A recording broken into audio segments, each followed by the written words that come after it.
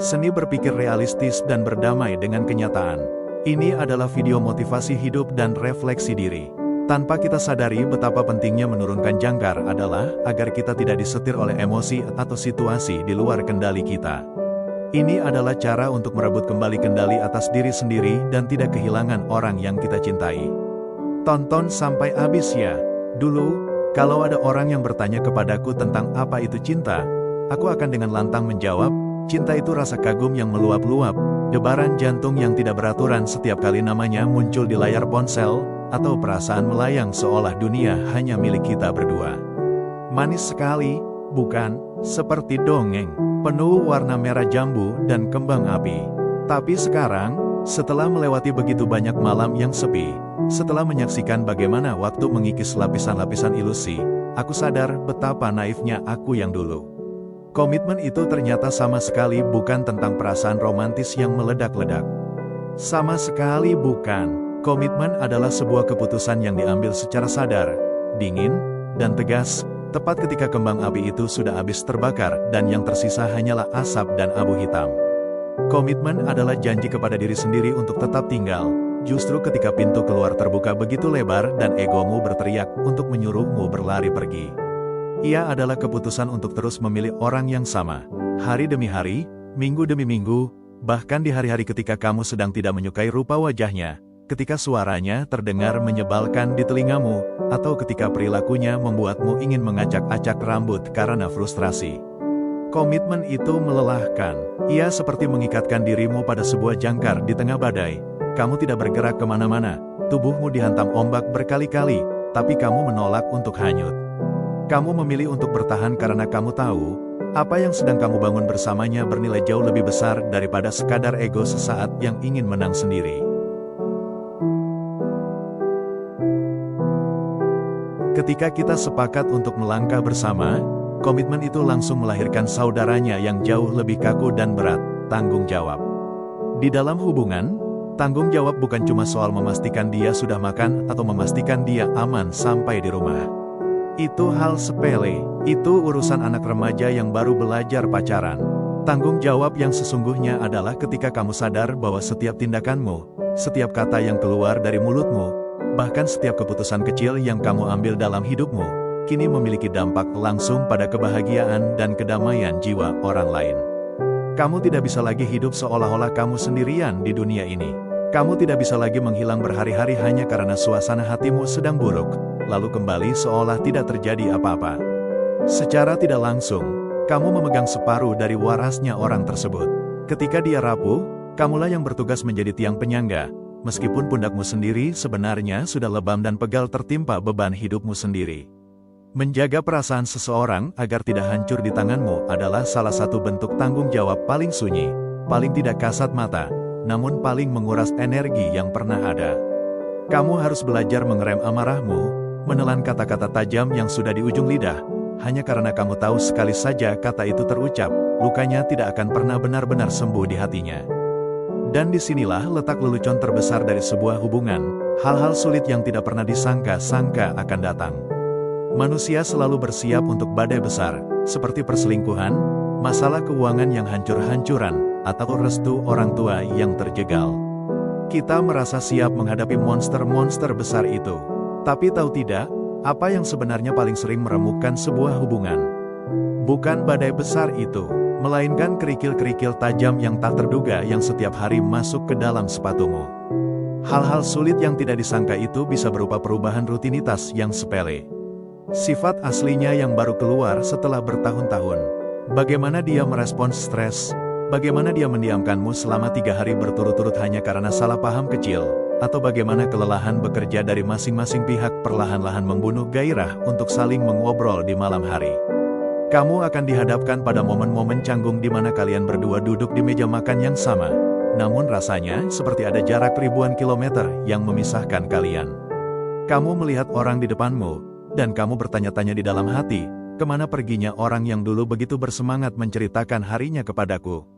Ketidakpastian hidup, kejenuhan yang datang tiba-tiba tanpa permisi, dan rasa asing yang menyelusup di tengah-tengah kebersamaan, itu adalah ujian-ujian senyap yang tidak pernah tertulis di dalam buku panduan cinta manapun. Lalu datanglah hari itu. Hari di mana kenyataan menghantam wajahmu dengan begitu keras sampai telingamu berdenging. Hari di mana kamu akhirnya dipaksa melihat fakta yang tidak bisa lagi kamu sangkal. Dia telah berubah, dan perubahan itu sama sekali tidak sesuai dengan ekspektasimu. Dulu, kamu mengira dia adalah sosok yang akan selalu sabar mendengarkan keluh kesahmu. Kamu berekspektasi dia adalah pahlawan yang punya jawaban atas segala kecemasanmu. Namun faktanya, dia juga manusia biasa yang rapuh. Dia bisa menjadi sangat egois. Dia bisa berubah menjadi sosok yang dingin, yang acuh tak acuh, yang tidak lagi sehangat dulu saat pertama kali kalian memulai segalanya. Ekspektasimu tentang hubungan yang mulus, tentang pasangan yang sempurna dan selalu peka pada kebutuhanmu, hancur berkeping-keping di depan matamu sendiri.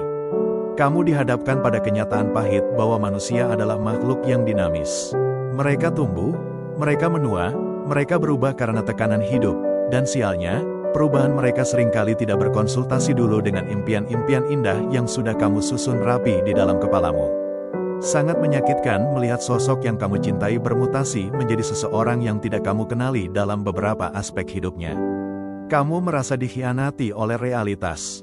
Tapi di titik nadir itulah, sebuah kesadaran baru perlahan-lahan muncul dari reruntuhan ekspektasi tersebut. Sebuah kesadaran yang menamparkan sekaligus membebaskan, bahwa perbedaan itu memang nyata, ada, dan akan selalu ada. Kita seringkali jatuh cinta pada seseorang karena kita merasa memiliki banyak kesamaan. Tapi kita lupa, bahwa di bawah permukaan kesamaan itu, ada jurang perbedaan yang sangat dalam yang terbentuk dari latar belakang keluarga yang berbeda, luka masa lalu yang berbeda, cara asuh yang berbeda, dan trauma yang tidak sama. Aku akhirnya sadar, dia bukan aku. Dia tidak akan pernah berpikir dengan cara otakku berpikir. Dia tidak akan pernah bereaksi dengan cara yang aku inginkan. Perbedaan cara kami menyelesaikan masalah, perbedaan cara kami memandang masa depan, bahkan perbedaan sekecil bagaimana cara kami mengekspresikan rasa lelah, semua itu adalah benteng besar yang tidak bisa dihancurkan hanya dengan kalimat, "Aku mencatimu." Memaksa dia untuk menjadi persis seperti apa yang ada di dalam pikiranku adalah sebuah bentuk kejahatan egois yang terselubung. Hubungan ini bukan tentang menyatukan dua potongan teka-teki yang identik, melainkan tentang bagaimana dua potongan yang sama sekali berbeda bentuk ini bisa saling mengikis sudut-sudut tajamnya agar bisa saling bertautan tanpa saling melukai. Jadi, apa yang harus aku lakukan sekarang? Apakah aku harus menyerah dan pergi mencari potongan teka-teki lain yang mungkin juga tidak akan pernah pas? Tidak, jawabannya adalah dengan menurunkan egoku. Menurunkan jangkar ekspektasiku sedalam-dalamnya hingga menyentuh dasar bumi. Aku harus berhenti menuntut dia menjadi manusia super yang tanpa celah. Aku harus berhenti mencintainya berdasarkan potensi masa depannya atau berdasarkan bayangan masa lalunya. Aku harus mulai mencintainya apa adanya dia saat ini, di detik ini, dengan segala kekurangan dan keretakannya. Ketika aku menurunkan ekspektasiku, mataku tiba-tiba terbuka untuk melihat hal-hal yang selama ini luput dari perhatianku karena mataku tertutup oleh rasa menuntut. Aku mulai melihat perjuangannya, perjuangan sunyi yang seringkali tidak dia suarakan. Aku melihat bagaimana dia tetap berusaha bangun pagi dan bekerja keras demi masa depan kami, meskipun matanya menunjukkan kelelahan yang luar biasa. Aku melihat bagaimana dia mencoba menahan egonya sendiri untuk tidak membentakku saat kami berdebat, meskipun aku tahu dia sedang sangat stres. Aku melihat bagaimana cara dia mengetuk pintu kamar dengan pelan, membawakanku secangkir teh hangat setelah kami bertengkar hebat. Itu adalah caranya untuk meminta maaf tanpa kata-kata, sebuah perjuangan kecil untuk meruntuhkan gengsinya demi tetap menjaga hubungan ini agar tidak karam. Dia mungkin tidak berubah menjadi sosok pangeran atau putri impian yang ada di buku cerita. Tapi dia adalah manusia nyata yang sedang berdarah-darah, berjuang dengan caranya sendiri yang tidak sempurna, untuk tetap tinggal bersamaku di dunia yang berantakan ini. Dan bagiku, perjuangan tidak sempurnanya itu jauh lebih berharga, jauh lebih indah, dan jauh lebih nyata daripada seluruh ekspektasi semu yang pernah aku ciptakan di dalam kepalaku. Aku memilih untuk berhenti menuntut. Aku memilih untuk mulai menghargai setiap jengkal usahanya. Karena pada akhirnya, cinta yang dewasa adalah tentang dua orang yang gagal menjadi sempurna, namun menolak untuk saling melepaskan genggaman tangan.